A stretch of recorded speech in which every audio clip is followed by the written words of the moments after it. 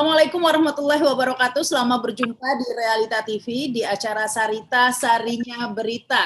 Ya, kali ini kita masih menyoroti masalah pandemi ya, karena Menteri Kesehatan sudah mengumumkan sudah ada Omikron di Indonesia. Nah, tentunya ini harus diantisipasi begitu penyebarannya, jangan sampai seperti virus Delta kemarin ya.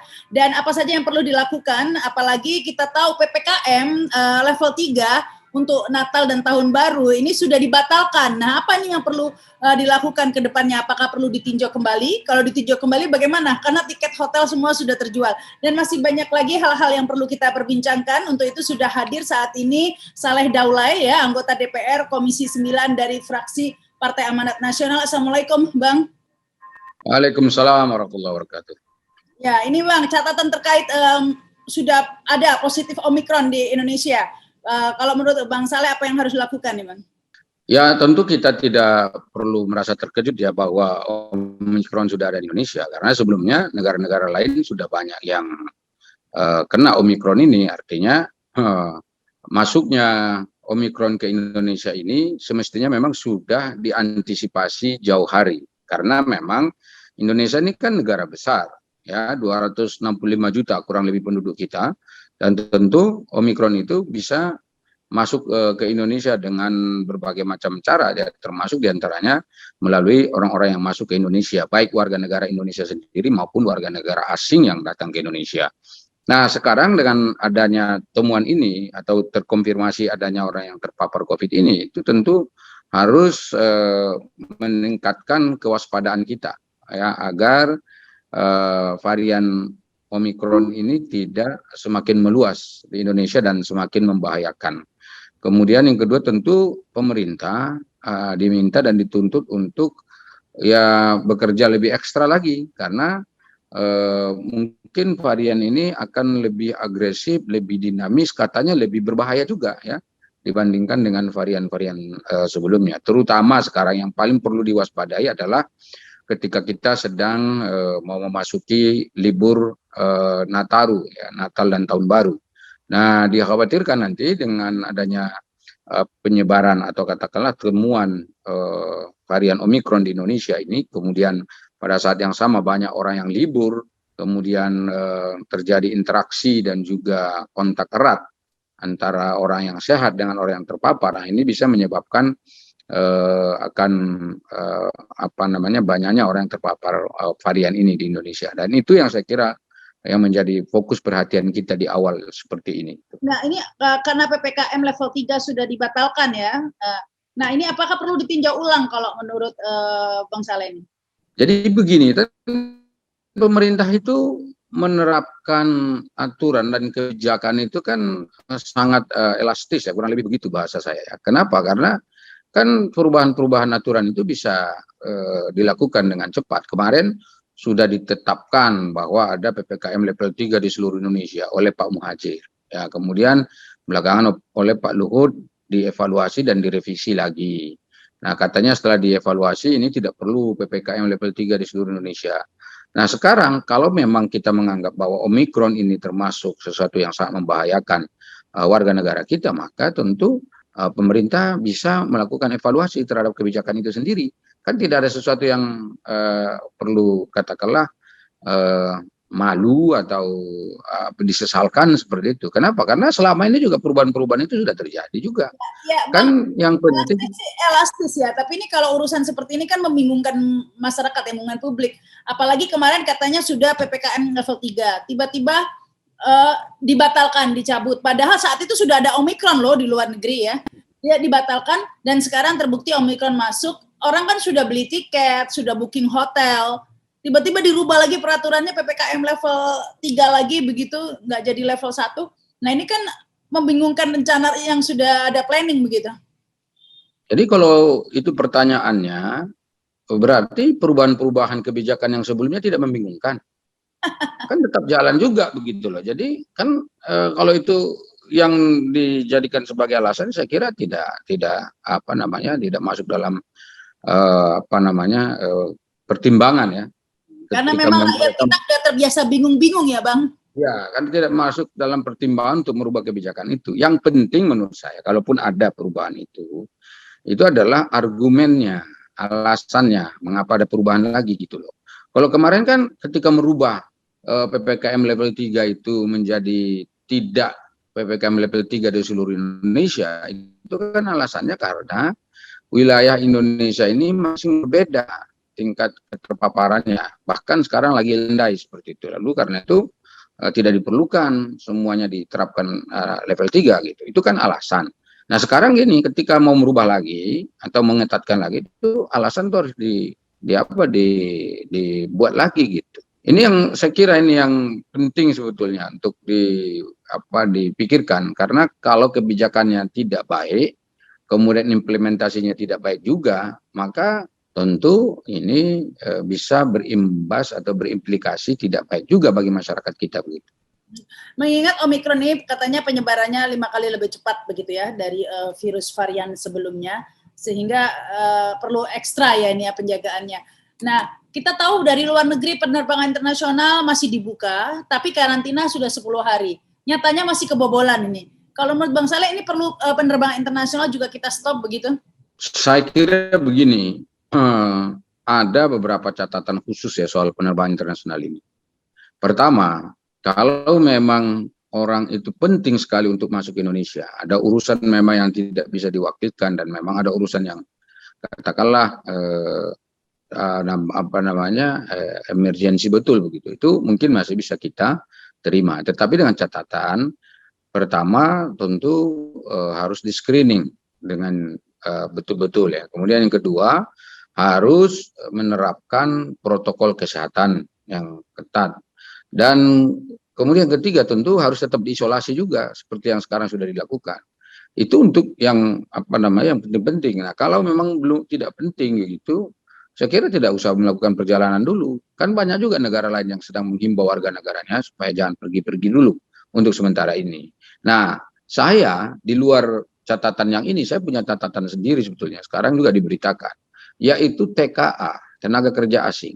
Nah, ini sekarang masih masuk ke Indonesia. Dan TKA ini yang terakhir datang dari Cina, itu masuk ke Manado kalau nggak salah, itu ada 3 orang yang katakanlah probably ya, itu istilahnya probably itu terpapar varian Omikron ini.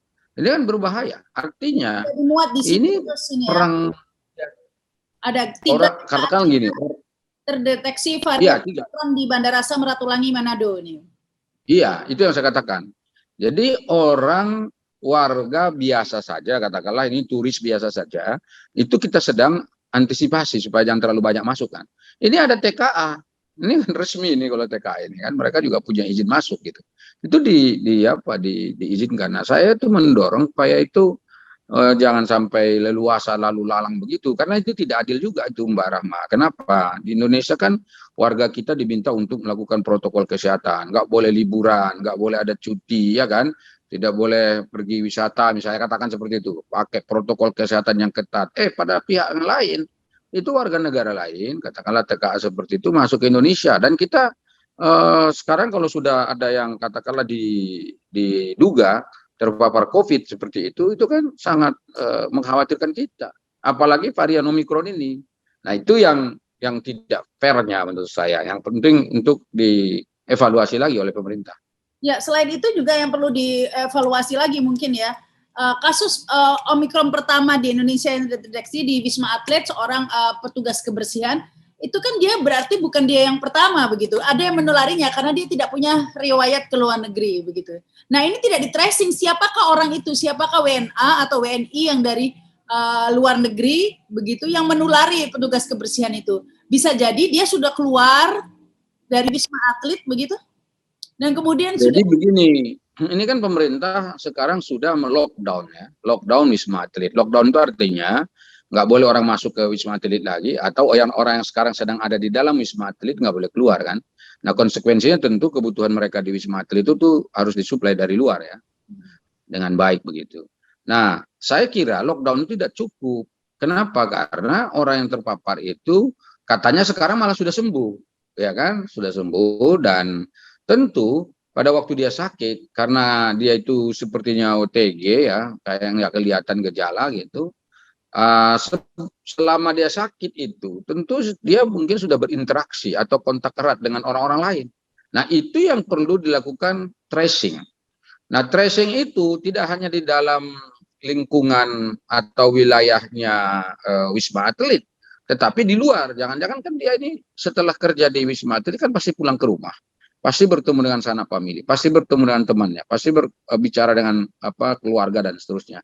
Itu tentu harus betul-betul di tracing.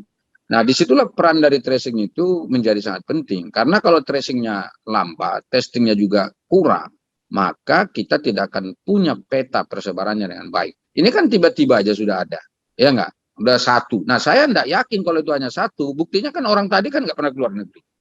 Ya kan, orang ini mungkin terpaparnya pasti dari orang yang mungkin pernah keluar negeri, kemudian dari bandara dikirim untuk isolasi di Wisma Atlet gitu kan. Nah, kemudian bertemu dengan dia. Lalu dia yang begitu di tracing atau lakukan testing rutin, lalu kena gitu. Nah, sekarang dia itu ketemu sama siapa tadinya? Jangan-jangan orang yang baru pulang dari luar negeri itu sudah keluar, ya kan? Orang yang sudah keluar itu jangan-jangan sudah menyebarkan lagi itu. Jadi ini kan riwayatnya ini bisa panjang. Tapi sebenarnya ini tidak gampang itu kan. Sebenarnya kan bisa di tracing ya Bang Saleh, karena kan misalnya petugas kebersihan itu bertugas di ruang mana saja dan pada tanggal sekian rentang waktu inkubasi itu siapa saja yang menginap atau dirawat di sana, itu kan sebenarnya bisa dideteksi. Bisa kalau memang dilakukan dengan benar, dan yang penting itu kan pendataannya. Orang yang terutama orang yang terpapar di dalam Wisma itu yang petugas kebersihan itu paling mudah untuk di tracing. Yang agak sulit itu kan sebetulnya orang yang membawa varian Omikron ke Wisma Atlet itu. Siapa orangnya? Kan gitu. Ya kan banyak yang sudah di situ. Nah, karena ini petugas kebersihan kan hampir semua kamar dia masuk.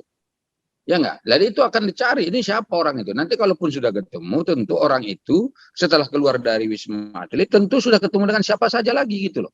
Jadi kan ini tali temali rentetan orang ini ketemu dengan siapa, kontak erat dan siapa, itu sebetulnya menjadi hal yang sangat urgent sekali untuk dilakukan. Saya kira dan harus cepat, ya harus cepat supaya jangan sampai menyebar dulu baru dilakukan testing dan tracing itu. Masalah tracing ini kan penting ya untuk menyetop atau menghentikan penyebaran begitu. Makanya kita rela saja ya setiap mau masuk mall mau pakai Peduli Lindungi. Mau sudah masuk dalam mall, mau ke restoran di dalam mall yang sama nih, tetap aja pakai Peduli Lindungi lagi begitu karena memudahkan tracing. Tapi kenyataannya saya tidak pernah tuh ada tracing karena ada teman begitu kena di Mall Kelapa Gading, ada kena begitu kan. Yang nggak ada tuh tracing Peduli Lindungi. Jadi sistem ataupun program Peduli Lindungi ini saya kira kan juga belum maksimal sekali dan itu diakui oleh pemerintah. Buktinya beberapa kali dia masih bisa error.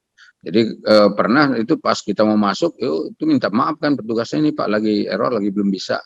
Sudah tinggal cek suhu saja gitu, udah masuk gitu. Ini artinya ini program kalaupun misalnya sudah dipakai itu belum tentu efektif. Lagian itu kan seperti yang tadi, orang kalau pakai Peduli Lindungi itu emang bisa kita cek dia misalnya jalan dan ketemu siapa saja dan keliling di mana saja di mall. Katakanlah yang tadi orang yang membawa virus tadi itu kan udah keluar dari Wisma Atlet, terus dia pergi ke mall, terus dia pakai Peduli Lindungi masuk ke dalam mall. Emang bisa kita tes dia beli apa saja, di toko di mana saja gitu loh. Misalnya si A tes PCR positif begitu kan. Nah ini kan bisa langsung masuk Peduli Lindungi dan dideteksi lah riwayat perjalanan dia melalui Peduli Lindungi, dia ke mall mana saja, makan di mana saja. Nah di situ melalui Peduli Lindungi itu kan bisa dilacak di jam yang sama siapa yang ketemu si A ini gitu kan, yang ada di jam yang sama dengan si A, itu sepertinya kan bisa. Kalau agak ribet. Iya, tapi begini, kan tidak semua toko-toko yang ada di mall itu punya Peduli Lindungi. Kadang-kadang kan Peduli Lindungi itu hanya ada di pintu masuk mallnya saja.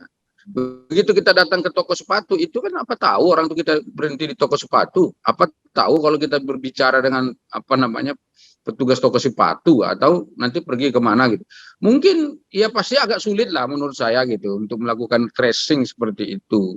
Di situ kesulitannya ini, maka karena itu kita harus betul-betul berhati-hati dan sungguh-sungguh untuk mengawasi setiap orang yang masuk ke Indonesia, baik warga negara asing maupun warga negara Indonesia. Dan screening itu harus ketat dan kemudian ya harus rela untuk katakanlah ya di testing lagi ya. Kemudian kalau perlu itu kan sekarang semua harus di karantina ya. Itu untuk mengantisipasi supaya kita yakin betul ketika dia nanti uh, pulang ke rumah atau kembali bekerja di kantornya, dia memang betul-betul orang yang sehat ya, dan ketika berkomunikasi berinteraksi dengan orang juga tidak menyebabkan orang lain sakit gitu. Ya, kalau melihat katanya 5 kali lebih cepat, jadi ini sudah harus dikurangi ya pergerakan manusia, tidak seperti biasanya, harus cepat dilakukan juga ya. Tapi sampai saat ini PPKM-nya belum ditinjau kembali tuh Bang Saleh. Udah 2 hari, padahal dalam waktu 2 hari ini bisa. Mal-mal masih seperti biasa, semuanya masih seperti biasa. Tapi memang agak aneh juga karena saya juga kan ngikutin di medsos ya. Udah banyak yang kritik nih soal apa namanya PPKM ini karena nggak adil juga, katanya kalau libur apa itu ketat, libur ini agak sedikit longgar, kemudian libur apa gitu, jadi agak beda-beda gitu. Jadi itu mesti harus diperhatikan juga oleh pemerintah ya, masukan-masukan dari masyarakat itu ya sangat penting. Jadi gini, jangan sampai juga masyarakat merasa bahwa pemberlakuan aturan itu dianggap merupakan apa istilahnya itu pembatasan untuk gerak dan aktivitas masyarakat. Jangan begitu. Jadi arahnya itu adalah kalaupun ada pembatasan tujuannya untuk menjaga kesehatan semua orang gitu. Dengan begitu semua ikhlas untuk ikut. Kalau enggak kan orang kan berpikir ini Nataru kan sekali setahun, masa saya nggak boleh liburan gitu. Dan Nah kemarin itu kan yang waktu waktu PPKM level 3 itu masih berlaku, saya ingat saya kan saya pernah diskusi juga di salah satu stasiun televisi ya bicara soal ini. Ya itu ternyata kepolisian sudah menyiapkan apa protap ya untuk mengantisipasi pemberlakuan PPKM level 3. Jadi kalau ada orang lewat kan diperiksa semua. Ada apa namanya pos-pos di mana diperiksa. Misalnya kalau mau keluar dari Jakarta diperiksa. Kemudian dites. Kalau memang positif disuruh apa dikarantina dulu terus bawa pulang kan gitu. Kalau misalnya dia punya apa namanya kartu mengatakan dia bebas tidak positif misalnya dia boleh melanjutkan perjalanan dan seterusnya, dan itu sudah ada aturannya. Sekarang kan begitu PPKM level 3 batal, mungkin ya protap yang sudah dimiliki kepolisian itu sudah nggak berlaku lagi. Nah andai kata sekarang apa istilahnya itu PPKM level 3 diterapkan lagi, sebetulnya kepolisian sudah siap karena mereka sudah punya apa itu protap seperti itu gitu. Nah tinggal sekarang bagaimana pemerintah mengantisipasi dan melihat situasi terkini ya terkait dengan perkembangan ini. Saya yakin begini, kalau betul dia 5 kali lebih cepat itu pasti nanti agak kita agak kelabakan lagi gitu. Khawatirnya begitu. Ya apalagi katanya ini lebih dahsyat dari Delta kan gitu. Nah, Kalau lebih dahsyat dari Delta bahaya itu. Kalau lebih bahayanya sih belum ya, tapi dengan kecepatannya itu ya akan menjadi bahaya karena kan akan over capacity lagi rumah sakitnya kan. Ya, mudah-mudahan tidak sampai dirawat di rumah sakit.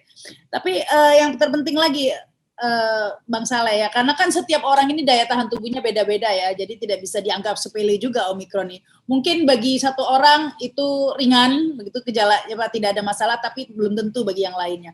Nah, yang menjadi sorotan lagi nih Bang Saleh, peraturan PPKM, ada karantina sampai 10 hari, sampai harus habis 16 juta, ke Belanda tiketnya 9 juta, karantinanya 16 juta begitu ya. Tekornya ada banyak di karantina. Apalagi orang harus cuti 2 minggu, karantinanya 10 hari, cuma 4 hari dia bisa berkunjung. Ada saudara saya, orang tuanya sakit, dia mau lihat orang tuanya bisa cuma 4 hari. Selebihnya dibuat perjalanan dan karantina. Nah, yang menyakitkan ini kadang-kadang banyak juga kabar bahwa peraturan karantina dan lain-lain itu diskriminatif begitu ya. Hanya untuk golongan tertentu itu ada pengecualian. Nah, ini yang juga diutamakan ini. Jangan sampai masyarakat merasa ini diskriminatif ya. Tadi sudah disebutkan kalau Natal boleh PPKM-nya longgar, kalau Lebaran mungkin enggak. Ini orang sudah mulai inilah ya dianggap diskriminatif. Bagaimana dengan karantina juga? Ini mungkin yang harus diperhatikan Bang Saleh. Kalau karantina itu kan memang murni program pemerintah ya. Dan kalaupun ada masukan dari masyarakat tentu itu harus disampaikan secara terbuka. Memang itu tidak adil juga, benar itu. Kalau orang keluar negeri, kalau cuma hanya naik ekonomi itu kan apalagi ke Belanda atau katakanlah ke Turki atau kemana gitu, itu kan memang nggak begitu mahal ya tiketnya. Dan ternyata begitu pulang masuk sudah sudah Hotelnya membayar lagi mahal gitu. Nah saya hari ini ada teman juga ini yang pergi melihat anaknya ke Singapura karena anaknya sekolah di sana gitu. Sudah saat dia bawa istri lah tentu sama anaknya satu orang. Nah, sekarang begitu mau pulang ke sini itu kan harus karantina 10 hari gitu. Jadi itu dia membuat, sementara dia ke Singapura cuma 2 hari gitu loh. 2 hari terus pulang ke sini dia harus karantina 10 hari. Itu saja kan sebetulnya sudah nggak fair gitu. Kalau soal uang kan relatif ya. Kalau yang punya duit merasa biasa aja. Tapi kalau dia di karantina 10 hari di hotel itu nggak boleh keluar, itu yang jadi masalah bagi dia gitu. Karena mungkin dia merasa sehat dan seterusnya. Nah, ada sebetulnya Mbak Rama itu yang negara-negara yang tidak mewajibkan karantina seperti itu. Ada ya setahu saya Turki enggak ya, karena orang bisa masuk ke sana dan bisa jalan. Yang penting dia harus negatif. Saya baru wawancara dengan teman yang di sana juga tidak ada karantina. Cuma tidak ada. Jadi tidak ada. Jadi yang penting dia negatif. Gitu. Ya, hasil PCR-nya negatif. Setiap 3 hari di PCR, gitu aja. Ya. Nah di kita ini kan nggak begitu. Yang penting orang masuk semua screening, semua PCR, semuanya karantina gitu. Jadi nanti dalam karantina itu sendiri itu ada PCR sekali 3 hari kalau nggak salah itu. Dan itu kan nggak murah juga kalau PCR. Luar negeri nah ini yang wajib karantina hanya yang dari negara-negara seperti Afrika atau yang beresiko tinggi. Iya, jadi gini loh. Maksud saya rujukan dari kebijakan yang dipakai di Indonesia ini kan belum jelas. Apakah rujukannya ada memang para epidemiolog kita Indonesia ini yang mengatakan seperti itu, atau para akademisi kita yang memang bidangnya itu, atau ada negara lain gitu, atau WHO gitu, atau apa gitu. Buktinya negara lain kan nggak seperti itu kali gitu. Nah, kalau di screening ketat di bandara, Mbak Rama, saya setuju misalnya tes PCR dulu, ya kan? Pastikan kalau dia negatif. Kemudian diawasi betul, nanti mungkin selama 3 hari dia harus di rumah misalnya. Ya itu kan mungkin masih bisa, tapi di rumahnya. Ini kan yang sulit itu kalau ditaruh di hotel. Maksud saudara apa nih harus di hotel kan gitu? Ini kan pertanyaan orang kan gitu. Jadi ini muncul apa istilahnya itu kalau bahasa agama itu ya muncul gibah ya kan? Gibah mungkin cenderung nanti ngata-ngatain pemerintah. Nah, ini jangan-jangan ada ini ada itu gitu. Padahal belum tentu. Ya tahu tidak begitu gitu loh. Jadi tapi itu sudah nggak enak kita dengarnya. Itu yang saya kira juga sedang diperbincangkan sekarang ini. Lagi banyak diperbincangkan. Apalagi gitu. Kabarnya diskriminatif kalau anggota DPR atau pejabat nggak harus ini ya, Bang Saleh, nggak harus karantina 10 hari katanya.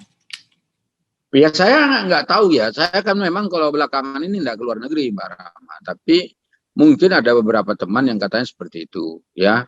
Tapi dengan adanya pengakuan dari teman salah seorang anggota DPR kemarin itu kayaknya sekarang sudah dikarantina semua itu. Jadi artinya udah pokoknya kalau keluar negeri harus rela untuk dikarantina. Nah ini juga tadi kalau yang betul ada seperti itu ada pejabat, menteri misalnya. Emang menteri mau di karantina 10 hari di hotel? Kan belum tentu mau juga gitu. Ya kan? Ya kan menteri bolak-balik juga ke luar negeri, apalagi menteri luar negeri. Karena memang tugasnya di luar negeri. Ya kan? Tapi kalau misalnya harus dikarantina 10 hari begitu, waduh itu saya kira sangat merepotkan dia gitu. Nah, ini kalau ditanya, oh kalau menteri kan pejabat tinggi gitu, ada kekhususan. Emang kalau pejabat tinggi tidak terpapar COVID atau dia kebal dari COVID kan enggak juga gitu. Kalau COVID ini siapapun itu bisa kena gitu. Karena dia bisa kena, mestinya aturannya juga sama. Kecuali kalau sudah dibebaskan aja. Udahlah, pokoknya orang kalau di luar negeri, yang penting pas di bandara masuk di PCR ketat. PCR-nya yang benar. Kalau perlu ya satu antigen, satu lagi PCR, kan bisa Mbak, dalam waktu yang sama, nggak begitu lama langsung ada hasilnya gitu. Nah setelah itu boleh gitu. Yang penting itulah, jadi penegakan aturan itu konsisten, berkeadilan, kemudian tentu bisa dan masuk akal untuk diterapkan oleh masyarakat. Tapi sampai saat ini, Bang Saleh, ini mungkin yang terakhir ya, belum ada gebrakan apa-apa dari pemerintah terkait untuk merespon adanya Omikron di Indonesia. Saya tidak tahu, jangan-jangan pemerintah sudah merasa membuat gebrakan itu. Misalnya kan kemarin sudah menutup pintu bagi 21 negara kalau nggak salah ya. Awalnya kan 11 negara. Terakhir saya dengar nih sudah 21 negara. Nggak boleh masuk Indonesia dari negara-negara tersebut. Mungkin itu sudah dianggap kebijakan. Jadi atau mungkin belum ada kebijakan baru yang bisa atau dianggap sebagai tambahan dari kebijakan yang sudah ada sebelumnya. Karena vaksin, Bang Saleh, vaksin 6-11 tahun begitu divaksin. Kalau yang vaksin 6-11 tahun itu bukan karena Omikron, tapi memang itu sudah diagendakan dalam agenda program pemerintah. Jadi waktu itu yang 6-11 tahun ini tidak langsung divaksinasi itu karena memang prioritasnya lansia kan waktu itu, tenaga medis dan orang-orang dewasa kan gitu. Sekarang karena kita sudah melaksanakan semua itu, ya anak-anak juga bisa menjadi target sasaran. Jadi nggak ada hubungannya sebetulnya itu dengan yang Omikron gitu. Nah, kalaupun misalnya ada program vaksinasi dalam konteks melawan COVID, saya kira semua warga negara kita, ya minimal 70% dari total populasinya itu memang harus divaksin. Jadi tidak ada hubungannya sama sekali juga itu dengan Omikron itu. Dan buktinya tahun depan langsung terus itu. Jadi saya lihat kemarin paparan Menteri Kesehatan itu ada kurang lebih ya sekitar 238 juta lagi itu tahun depan yang akan divaksin juga. Itu termasuk vaksin yang dosis kedua dan juga vaksin booster ya yang untuk tahap ketiga. Jadi sudah diagendakan juga itu. Jadi nanti kalau ada lagi katakanlah kenaikan orang yang terpapar COVID, jangan lagi dianggap ini karena ada kenaikan COVID malah dibuat booster. Bukan, booster itu memang sudah diagendakan oleh pemerintah. Jadi ini istilahnya itu ya, peluang ataupun momentum bagi pemerintah untuk mencari kebijakan-kebijakan yang betul-betul bisa menjanjikan dan bisa melindungi warga negara kita agar tidak terpapar varian Omikron ini. Ya. Meskipun tetap kita harus fokus ke prokes ya, Bang Saleh, karena kalau vaksin nanti di booster ketiga, nanti ada lagi keempat, kelima, nggak ada selesainya itu sebenarnya ya, karena jadi kita fokus usaha pertama prokes begitu, vaksin hanya ikhtiar berikutnya begitu ya. Ya karena prokes itu yang cuman bisa kita yakini, karena itu dari diri kita sendiri. Jadi maksudnya kalau kita taat pada prokes itu, karena dia kita yang menerapkan dan kita yang mengukur sejauh mana konsistensi kita dalam menerapkan prokes itu, maka itu yang kita anggap bisa melindungi kita. Yang paling utama, karena dari diri kita. Kalau vaksin kan masih dari luar, kan gitu. Apalagi mereknya masih beda-beda. Ini kalau kita sebut merek ini nanti lebih sensitif lagi ceritanya, karena ada orang yang suka dengan merek A, merek B, merek C, dan seterusnya. Tapi katakanlah itu diratakan saja. Tapi yang penting memang pada warga masyarakat kita, protokol kesehatan itu 5M, kemudian bagi pemerintah 3T, itu harus segera dilaksanakan semaksimal mungkin.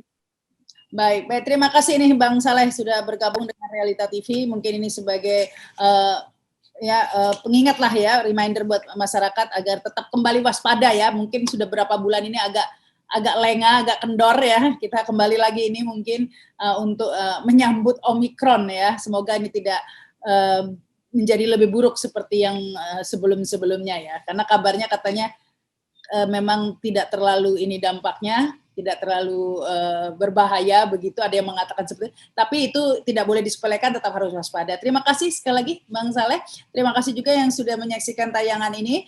Jangan lupa subscribe dan komen. Saya Rahma Sarita, wassalamualaikum warahmatullahi wabarakatuh.